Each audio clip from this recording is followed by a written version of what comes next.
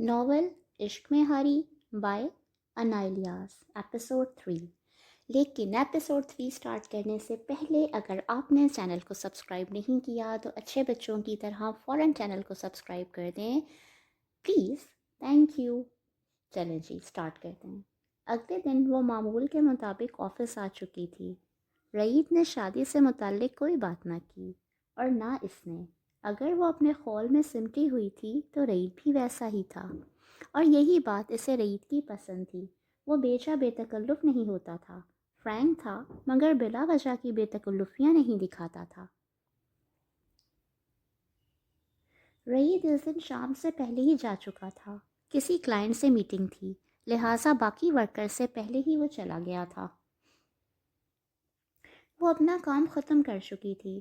وہ 2 دن کی چھٹی کے باعث آج کا کام کافی زیادہ تھا، اور اس کا ارادہ اسے کل پر ٹھکانے لگانے کا ہرگز نہیں تھا۔ جس وقت وہ اپنے کیبن سے اٹھی بس اکا دکا لوگ موجود تھے، زیادہ تر جا چکے تھے۔ بیگ اٹھائے جیسے ہی وہ سیڑھیوں کے قریب پہنچی، ایک انجان نمبر سے فون آنے لگا۔ اگنور کرنے کا سوچا، پھر نہ جانے کیوں دل میں کیا سمائی کہ فون پک کر لیا۔ ہیلو۔ فون اٹھاتے ہی وہ اجنبی لہجے میں بولی، ہیلو مطیبہ، میں رفیہ بات کر رہی ہوں۔ فون کے دوسری جانب سے ماں کی خوف زدہ سی آواز آئی۔ وہ چونکی۔ اماں کیا ہوا؟ مطیبہ تو نے ابھی گھر نہیں آنا، بلکہ ابھی کچھ عرصہ تو کہیں اور چلی جا، مگر گھر نہ آئی۔ وہ روتے ہوئے بول رہی تھیں۔ کیا ہو گیا ہے اماں؟ کیسی باتیں کر رہی ہیں؟ اور آپ ہیں کہاں؟ ہوا کیا ہے؟ وہ پریشان ہو اٹھی۔ صبح تک تو سب ٹھیک تھا، بس میں کہہ رہی ہوں نا۔ وہ آنسوؤں پر بند باندھ کر اسے جھڑک کر بولی، اماں میں بس ابھی گھر آ رہی ہوں، آپ پریشان نہ ہوں، آ کر بات کرتے ہیں۔ اس کا بس نہیں چل رہا تھا کہ پر لگا کر ماں کے پاس پہنچ جائے۔ میں تجھے کچھ کہہ رہی ہوں، کچھ بول رہی ہوں، کچھ بکواس کر رہی ہوں۔ تو نے گھر نہیں جانا، میں نے بھی ساتھ والوں کے گھر پناہ لی ہوئی ہے۔ تیرا باپ آج جوئے میں تجھے ہار کر آیا ہے اپنے جواری دوستوں کے آگے۔ اب وہ کتوں کی طرح تیری بو سونگھتے پھر رہے ہیں۔ تیرے آفس کا پتہ پوچھا، میں نے نہیں بتایا، مجھے مارا پیٹا۔ میں گھر سے بھاگ کر ساتھ والوں کے گھر آ گئی ہوں۔ اللہ شمیم باجی کا بھلا کرے، انہوں نے مجھے یہاں چھپا لیا ہے، مگر وہ کمینے وہیں گھر پر بیٹھے ہیں تیری طاق لگائے، اسی لیے تو نے ابھی گھر نہیں جانا۔ وہ چلا اٹھی اور پھر پھوٹ پھوٹ کر رو دیں۔ اماں، مطیبہ کو لگا اس کی آواز کسی گہرے کنویں میں سے آ رہی ہے۔ یہی دیکھنا رہ گیا تھا، مگر اماں میں کہاں جاؤں؟ وہ بے بسی سے رونے والی ہو گئی۔ رات کے سائے پھیل رہے تھے، حریم بھی شادی شدہ تھی، آخر وہ کس کے پاس جاتی؟ یہ کیسی بے بسی اور در آئی تھی؟ وہ آج اپنے 2 کمروں کے گھر سے بھی بے گھر ہو گئی تھی۔ آفس کے احاطے میں پہنچ کر وہ پریشانی سے ادھر ادھر دیکھنے لگی، سوچنے لگی کہ جو 2-4 ملازم تھے اب وہ بھی جا چکے تھے، صرف چوکیدار بابا کھڑے تھے۔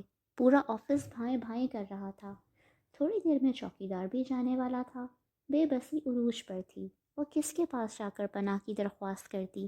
آفس کے احاطے سے باہر نکلی، قدم رکھتی کہیں تھی اور پڑ کہیں رہے تھے۔ شدید گھبراہٹ ہو رہی تھی۔ کس کو وہ اپنے دکھ میں شریک کرتی؟ دکھ بھی وہ جو اس کے اپنے باپ نے دیا تھا۔ کیا بیٹیوں کی یہی وقت ہوتی ہے کہ چند ہزار کے عوض ان کا باپ جو بیٹیوں کے سر کا سایہ ہوتا ہے، وہ سایہ اسے یوں تپتی دھوپ میں لا کھڑا کرے گا؟ کیا میں اتنی ہی کم آیا ہوں؟ اے اللہ، اس سے بہتر ہے کہ میں مر جاتی۔ اپنے ہی گھر جانے کا خوف مجھے جکڑ رہا ہے۔ اس کالی سیاہ رات میں کیسے سڑکوں پر رات گزاروں؟ اللہ، میں کہاں جاؤں؟ آفس کی دیوار کے ساتھ لگ کر کھڑی ہوتی، وہ سسک سسک کر رو رہی تھی۔ وہ یوں بے اختیار کبھی نہیں ہوئی تھی، نہ ہی یوں کبھی حواس چھوڑے تھے، مگر اس لمحے وہ بالکل اکیلی تھی۔ باپ نے تو اسے کسی قابل نہیں چھوڑا تھا، اور ماں بھی اس وقت اس کی جان بچانے کی خاطر اسے اکیلا چھوڑ گئی تھی۔ دیوار کے سہارے ہی وہ نیچے بیٹھتی اپنی لاچاری پر بے اختیار رو پڑی۔ چوکیدار گیٹ بند کر کے آگے بڑھا، مگر دیوار کے ساتھ مطیبہ کو گٹھری بنا دیکھ کر پریشان ہوتا اس کے قریب آیا۔ وہ بالکل ایسے بے جان منہ گھٹنوں میں لیے بیٹھی تھی جیسے ہوش و خرد سے بالکل بیگانہ ہو چکی ہے۔ بیٹا کیا ہوا ہے؟ ایک شفقت بھرا ہاتھ اس کے سر پر ٹھہرا۔ مطیبہ کی سسکیاں رکیں، سر اٹھا کر سامنے دیکھا تو چوکیدار بابا تھے۔ کبھی کبھی کیسا وقت آتا ہے انسان پر، وہ احساس جو اس کے باپ کو کرنا چاہیے تھا، وہ احساس ایک غیر لب و لہجہ اس کے لیے کر رہا تھا۔ میں اکیلی رہ گئی بابا، اس پوری دنیا میں اکیلی۔ وہ مطیبہ جو اپنے اندر پلنے والی تکلیفوں تک کو لوگوں پر عیاں نہیں ہونے دیتی تھی، ایک انجان شخص کے سامنے بالکل ہی بکھر سی گئی۔ کبھی کبھی واقعی خیر کی جانب سے ملنے والے ہمدردی کے دو بول بھی آپ کو اپنا سب کچھ اس پر ظاہر کر دینے کے لیے بہت ہوتے ہیں، اور مطیبہ کے ساتھ آج یہی ہوا تھا۔ کیا ہو گیا ہے بیٹا، گھر میں سب خیر ہے؟ وہ بیچارے یہی سمجھے کہ شاید گھر میں کوئی فوتگی نہ ہو گئی ہو، مگر گھر مطیبہ نے پرتاثر نظروں سے ان کی طرف دیکھا۔ اس گھر نے ہی تو اسے بے گھر کر دیا تھا۔ میرا کوئی گھر نہیں رہا بابا، میں کہاں جاؤں؟ اپنے گھٹنوں کے گرد بازو باندھے وحشت سے ادھر ادھر دیکھتے وہ انہیں اپنے حواسوں میں نہیں لگی۔ بیٹا آپ یہاں سے اٹھو، میرا گھر قریب ہی ہے، آپ وہاں چلو۔ ایسے راستے میں بیٹھ کر بات کرنا مناسب نہیں۔ میری بیوی اور بیٹی گھر میں موجود ہیں، آپ چلو، میں آپ کو ان سے ملواتا ہوں۔ شمس نے اسے بازو سے پکڑ کر اٹھایا۔ وہ بھی بے جان مورتی کی طرح اٹھ گئی۔ اب ان پر اعتبار کرنے کے سوا اس کے پاس کوئی چارہ نہیں تھا۔ اے اللہ، اگر ان حالات میں بھی تو نے میری یوں عزت میرے ہی باپ کے کرتوتوں سے بچائی ہے تو تو ہی آگے بھی بچائے گا۔ میں اس بوڑھے شخص پر اعتماد کر کے اس کے ساتھ نہیں جا رہی، میں تجھ پر اعتبار کر کے اس کے ساتھ جا رہی ہوں۔ میں اپنے آنے والے لمحوں کو جاننے سے قاصر ہوں، اندھی ہوں، مگر تو جانتا ہے کہ اگلے لمحوں میں میرے ساتھ کیا ہونے والا ہے۔ آج واقعی سوائے تیرے میرا کوئی نہیں اس دنیا میں۔ ماں بے قصور ہے تو باپ قصوروار، اور اس کے علاوہ کوئی اور رشتہ نہیں جس کے پاس خود کو چھپا لوں۔ مگر تو سب سے بڑا رشتہ ہے نا ہم انسانوں کے لیے، تو ہی مجھے بچائے گا۔ شمس بابا کے گھر تک جاتے جاتے وہ اللہ سے مخاطب تھی۔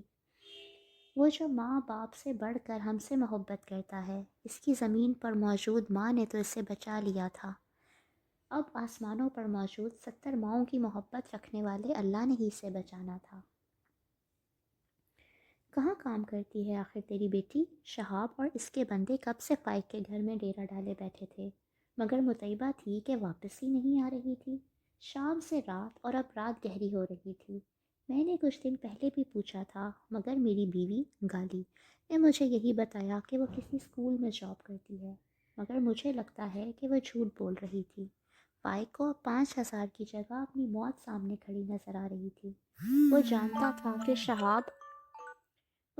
تھا کہ شہاب نہ صرف بہت بڑا غنڈہ ہے بلکہ بہت اونچے لوگوں کے ساتھ اس کے مراسم بھی ہیں، بہت سی پارٹیوں کے ساتھ وہ کام کرواتا ہے۔ دیکھ فائق، تیری بیوی بھی بھاگ کھڑی ہوئی ہے، اب یہی ہو سکتا ہے کہ ان کی ایک ایک چیز کھنگال۔ پتہ نہیں کیسا کمینہ باپ ہے تو، جسے اپنی بیٹی کا موبائل نمبر تک نہیں پتہ۔ اب ان کی چیزوں کی کھنگال، شاید کوئی ثبوت مل جائے۔ شہاب نے غصیلی نظریں اس پر ڈال کر ایک اور حکم دیا۔ فائق واقعی کمینہ تھا، کمینہ نہ ہوتا تو یوں اپنی بیٹی کو رسوا نہ کرتا۔ اگر وہ نہ ملی تو یاد رکھے، پیسے تو تجھے کبھی نہیں ملیں گے، اس کے علاوہ تو اپنی جان سے بھی ہاتھ دھو بیٹھے گا۔ اب یہ میری حیرت کا مسئلہ بن گیا ہے۔ ایک چھٹانگ بھر کی لڑکی اور تیری بیوی نے میری عزت کا جنازہ تیرے محلے میں نکلوا دیا ہے، اب تو وہ پاتال میں بھی ہوئی تو اسے نکال بیٹھوں گا۔ اس کی آنکھ جو ہمیشہ غصے میں پھڑکتی تھی، اس وقت اور بھی پھڑک رہی تھی۔ گردن کی رگیں غصے کے مارے تنی ہوئی تھیں۔ جبڑے بھیجے وہ فائق کو تڑیاں لگا رہا تھا۔ اس نے اب تک جو چاہا تھا تسخیر کیا تھا، مگر آج وہ کیسے ایک چھوٹی سی لڑکی سے چکما کھا گیا تھا، یہ بات اسے کسی طور ہضم نہیں ہو رہی تھی۔ فائق کپ کپاتے جسم سے اٹھا اور گھر کی ایک ایک چیز کھنگالی۔ مطیبہ کے ڈاکیومنٹس کی فائل کھولی تو پہلا صفحہ ہی جو صفحہ ہاتھ لگا وہ اس کا اپوائنٹمنٹ لیٹر تھا۔ پوری فائل اٹھائے وہ شہاب کے پاس گیا۔ دیکھ لو، مجھے لگتا ہے شاید یہیں وہ جاب کرتی ہے۔ اس نے ایک صفحہ شہاب کے ہاتھ میں پکڑایا۔ شہاب میٹرک پاس تھا، لہٰذا اتنی انگریزی تو پڑھ ہی لیتا تھا۔ کمپنی کا نام پڑھ کر اس نے مسکراتے ہوئے اپنی مونچھوں کو تاؤ دیا۔ کچی گولیاں تو ہم بھی نہیں کھیلے۔ مطیبہ کے تصور سے مخاطب ہوا۔ تیری بیٹی کی کوئی تصویر؟ ہاں، اس فائل میں پاسپورٹ سائز تصویریں ہیں اس کی۔ فائق نے جلدی سے اسی فائل میں ہاتھ ڈال کر ایک لفافہ نکالا جس میں مطیبہ کی حالیہ تصویریں تھیں۔ شہاب نے غور سے دیکھا۔ شکل تو معمولی تھی، مگر اسے شکل نہیں جسم کی حوث سے مطلب تھا۔ ٹھیک ہے، میں یہ فائل ہی لے جاتا ہوں، دیکھتا ہوں اب وہ بچ کر کہاں جائے گی۔ تیکھے چتون سے اس نے فائق کو دیکھا اور ایک زوردار تھپڑ اس کے منہ پر دے مارا کہ وہ ہکا بکا رہ گیا۔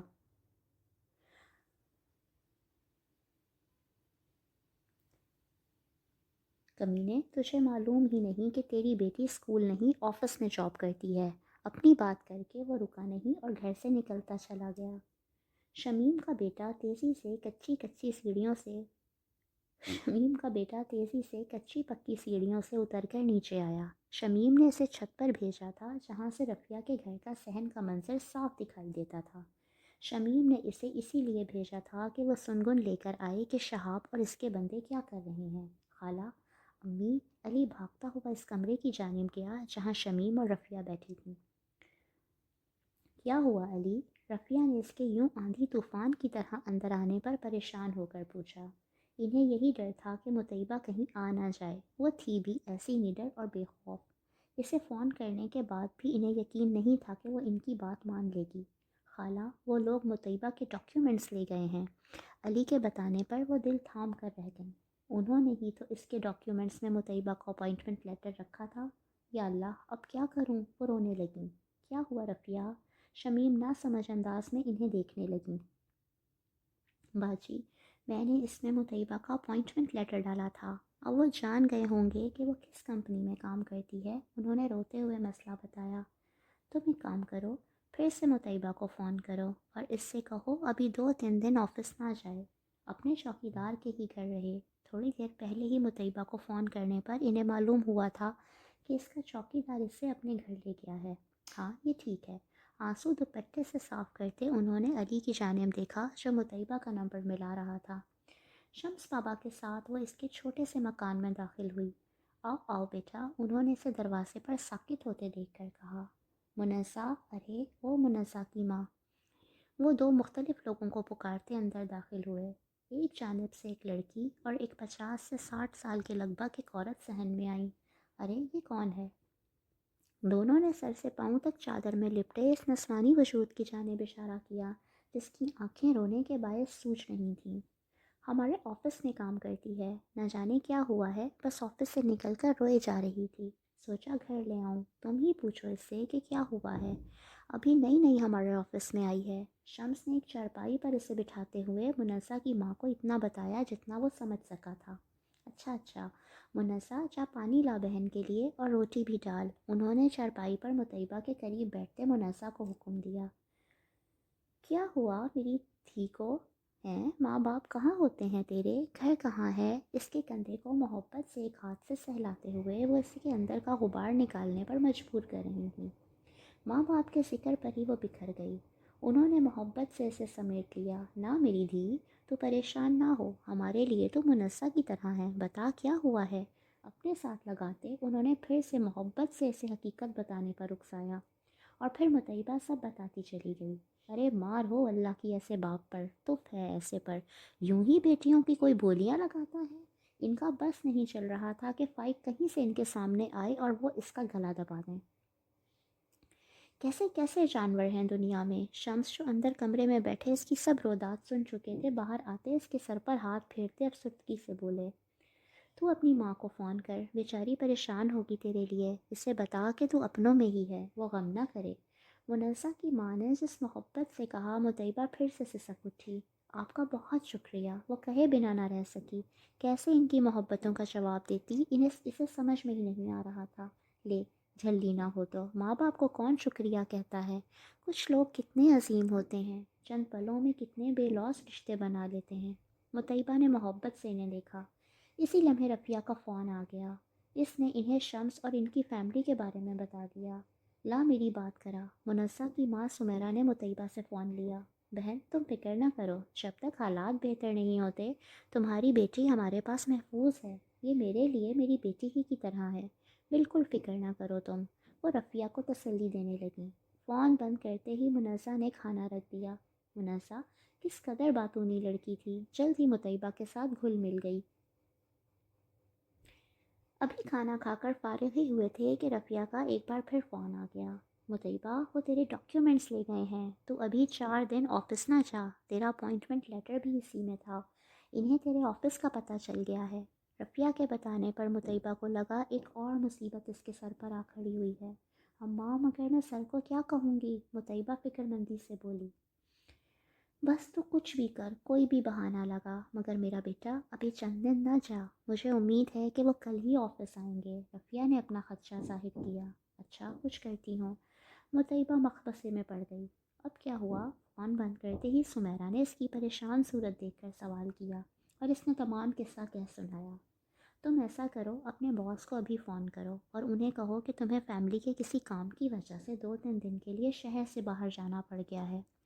منازع لگ بھگ اسی کی عمر کی تھی، فوراً اسے حل بتا دیا۔ ہاں یہ ٹھیک ہے۔ سمیرا نے بھی اس کی ہاں میں ہاں ملائی۔ مگر بابا، آپ نے کسی کو نہیں بتانا آفس میں کہ میں یہاں ہوں۔ مطیبہ نے شمس کو دیکھا۔ ارے پگلی، میں کیوں بتاؤں گا، تو فکر نہ کر، انہوں نے اسے تسلی دلائی۔ اوکے، میں سر کو کال کرتی ہوں۔ مطیبہ نے رعید کا نمبر ڈھونڈ کر اسے فون ملایا۔ کچھ دیر پہلے ہی وہ رات کا کھانا کھا کر فارغ ہوا تھا اور اب اس وقت ٹی وی پر کوئی سیاسی ٹاک شو دیکھنے میں مصروف تھا۔ سفید شلوار قمیص میں ریلیکس انداز میں صوفے پر بیٹھا تھا، ٹانگیں سامنے سینٹر ٹیبل پر رکھی ہوئی تھیں۔ تب موبائل کی آواز پر اس نے سائڈ ٹیبل پر رکھا موبائل اٹھا کر کال کرنے والے کا نام دیکھا۔ مس مطیبہ کا نام دیکھ کر وہ چونکا۔ اس وقت منہ ہی منہ میں بڑبڑایا۔ چوتھی کال بیل پر گھنٹی اٹھائی۔ ہیلو، رعید کی گھمبیر آواز پر دوسری جانب مطیبہ تھوڑا سا گڑبڑائی۔ ہیلو سر، میں مطیبہ بات کر رہی ہوں۔ آواز میں ابھی تک نمی گھلی ہوئی تھی، جو رعید جیسے ذہین بندے سے ہرگز چھپی نہیں رہ سکی۔ جی جی، مس خیریت، اس وقت کیوں کال کی؟ رعید نے حیرت اس پر آشکار کی۔ وہ سر، مجھے 2-3 دن کی چھٹی چاہیے، کچھ ایمرجنسی ہو گئی ہے، میں اس شہر میں نہیں ہوں۔ اپنا لہجہ مضبوط کرتے مطیبہ نے مطلب کی بات کی۔ چھٹی؟ میں سبھی آپ کو جوائن کیے پورا مہینہ نہیں ہوا اور آپ دوسری بار 2-3 دن کی چھٹی لے رہی ہیں۔ ایسے ہی رہا تو جاب کیسے چلے گی؟ رعید نے ناگواری سے کہا۔ جی سر، میں جانتی ہوں کہ یہ غلط ہے، مگر پلیز بس مجھے اس کے بعد چھٹی نہیں کروں گی، پلیز سر۔ مطیبہ اسے ہر صورت منانا چاہتی تھی۔ رعید چند لمحے لب بھیجے فیصلہ کرتا رہا کہ کیا کرے اور کیا نہ کرے۔ Okay, but this is the last time. Promotion period تک اب آپ کو کوئی چھٹی نہیں ملے گی، چاہے آپ کی طبیعت خراب ہو یا فیملی میں کوئی اور ایشو، رعید نے بے تاثر لہجے میں سے کہا۔ جی سر، بس اب نہیں ہوگا، مطیبہ نے یقین دہانی کروائی۔ اوکے، گڈ، اللہ حافظ۔ رعید نے ٹھہرے ہوئے لہجے میں خدا حافظ کہا۔ مل گئی چھٹی؟ مطیبہ کے فون بند کرتے ہی منزہ نے بے صبری سے پوچھا۔ ہاں، مگر بہت غصے میں تھے سر، مطیبہ نے منہ لٹکا کر کہا۔ کوئی بات نہیں، مگر یہ سب ضروری تھا، سمیرا نے اسے تسلی دلائی۔ چلو اب لیٹو تم دونوں کو ہدایت دیتے وہ اٹھ کھڑی ہوئیں۔ منزہ کے کمرے میں ایک اضافی چارپائی تھی، منزہ نے اس پر بستر بچھا کر وہ مطیبہ کو لیٹنے کے لیے کہہ دیا۔ مگر نیند کس کو آنی تھی؟ مطیبہ نے پہلے نماز پڑھ کر شکرانے کے نفل ادا کیے، جس اللہ نے اس کی عزت بچائی تھی، اس کا شکریہ تو مطیبہ پر واجب تھا نا۔ یہ ہنگامہ کیسا ہو رہا ہے؟ رعید تھوڑی دیر پہلے ہی آفس پہنچا تھا، جواد کو بلا کر مطیبہ کا کام ہینڈ اوور کیا۔ ابھی 2-3 دن تک وہ نہیں آئیں گی، تم کسی اور سے ان کا یہ کام کروا کر مجھے آج واپسی سے پہلے رپورٹ کرنا۔ ایش گرے کلر کے سوٹ کے بٹن کھول کر اپنی سیٹ پر بیٹھتے ہوئے اس نے جواد کو ہدایت دی۔ جی سر۔ جواد کے منہ میں ایک سوال آتے آتے رہ گیا۔ وہ شروع سے رعید کے ساتھ کام کر رہا تھا، اس نے پہلی بار رعید کو کسی کو اتنی چھوٹ دیتے ہوئے دیکھا تھا۔ نہیں تو جو کوئی بھی ہوتا اگر یوں پہلے مہینے چھٹیاں کرتا تو رعید اسے کبھی نہیں بخشتا تھا۔ جواد یہ بھی جانتا تھا کہ یہ دل پھینک بندہ بالکل نہیں تھا اور نہ ہی مطیبہ کوئی بہت پرورش چہرہ لڑکی تھی۔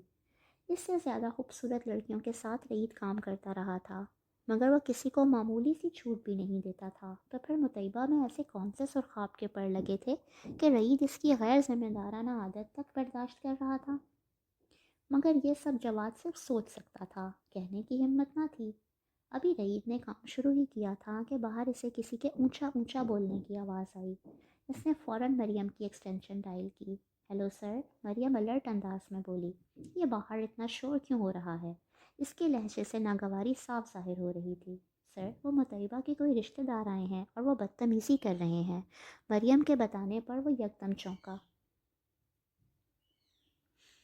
ان کے رشتہ دار یہاں کیا کرنے آئے ہیں اور آپ نے انہیں بتایا نہیں کہ وہ 2-3 دن کی چھٹی پر ہیں؟ رعید کو کسی خطرے کی بو محسوس ہوئی۔ جی سر، میں نے بتایا ہے، مگر وہ بسط ہیں کہ آپ سے ملنا ہے، مریم نے گھبرائے ہوئے لہجے میں کہا۔ اوکے، آپ بھیجیں انہیں اندر۔ رعید کی پیشانی پر بے شمار شکنیں در آئیں۔ رات کی مطیبہ کی کال یاد آئی۔ کچھ دیر کے بعد آفس کا دروازہ کھول کر 3 سے 4 آدمی اندر آئے۔ 2 گن مین تھے، وہ شکل سے ہی غنڈے لگ رہے تھے، بڑے ہوئے بالوں کے ساتھ کرخت چہرے۔ جی، رعید نے انہیں بیٹھنے تک کا نہ کہا۔ سپاٹ چہرہ لیے وہ اپنی کرسی پر آرام دہ انداز میں بیٹھا انہیں ایسے دیکھ رہا تھا جیسے بامشکل ان کی موجودگی اپنے آفس میں برداشت کر رہا ہو۔ دیکھیں سر جی، میری بیوی یہاں جاب کرتی ہے، میری اجازت کے بغیر اس کی ماں نے اسے جاب کرنے دی۔ اس کی بات کے آغاز نے ہی رعید کو لمحہ بھر کو گمسم کر دیا۔ بیوی؟ باقی کی بات تو اس نے شاید سنی ہی نہیں۔ وہ جی منقوہہ ہے میری، ابھی رخصتی نہیں ہوئی تو کیا ہوا، نکاح تو ہو چکا ہے نا۔ شہاب بنا اجازت کرسی گھسیٹ کر مونچھوں کو تاؤ دیتے ایسے بیٹھا جیسے آفس اسی کا ہو۔ مجھے علم نہیں تھا اس بارے میں۔ رعید اب کی بار چہرے کے تاثرات پر قابو پا کر بولا۔ وہ چھڈو جی، ان زنانیوں کو ویسے ہی در در کی ٹھوکریں کھانے کی عادت ہوتی ہے، منہ ماری کرتی پھرتی ہیں۔ اس کی بات کا مفہوم سمجھ کر رعید کے چہرے پر ناگوار تاثرات ابھرے۔ مطیبہ ان سب واہیات باتوں کے برعکس تھی۔ تو اب میں اس میں کیا مدد کر سکتا ہوں؟ یہ آپ کا گھریلو مسئلہ ہے، اسے وہیں حل کریں، میرے آفس آ کر یہ سب ہنگامہ کیوں کر رہے ہیں؟ ویسے بھی مطیبہ تو آج آفس ہی نہیں آئی، بلکہ 2-3 دن کی چھٹیوں پر ہیں۔ رعید کرسی سیدھی کر کے ٹیبل پر بازو جماتے سنجیدگی سے بولا۔ کمینی! شہاب کے منہ سے گالی نکلی۔ Excuse me! رعید نے کسی قدر تیکھی نظروں سے اسے دیکھا۔ ارے او باس، اگر وہ گھر ہوتی تو یہاں تمہارے آفس جوتیاں چٹکانے کیوں آتا؟ بہت ہی بد تہذیبی تو کیا بدتمیزی کا مظاہرہ کرتے وہ رعید سے مخاطب ہوا۔ رعید کے چہرے پر پھیلتی ناگواری بتدریج غصے کی شکل اختیار کر رہی تھی۔ شہاب تھوڑا دھیما پڑا۔ دیکھیں سر جی، آپ اس معاملے سے دور رہیں۔ اس کی ماں کے ساتھ مل کر اگر آپ نے کوئی سازش کی ہے تو پھر مجھے بھی گھی ٹیڑھی انگلیوں سے نکالنا آتا ہے۔ آپ کے آفس کی اینٹ سے اینٹ بجا دوں گا، وہ گرج کر بولا۔ شہاب کو سمجھ نہیں آ رہی تھی کہ آخر وہ 2-2 ٹکے کی لڑکی بقول اس کے گئی تو گئی کہاں۔ اسے رعید کا پرسکون انداز بھی کھٹک رہا تھا۔ او مسٹر، یہ دھمکیاں کسی اور کو دینا، اپنے گھر کے معاملات بیچ چوراہے میں نمٹانے سے بہتر ہے کہ گھر میں نمٹائیں۔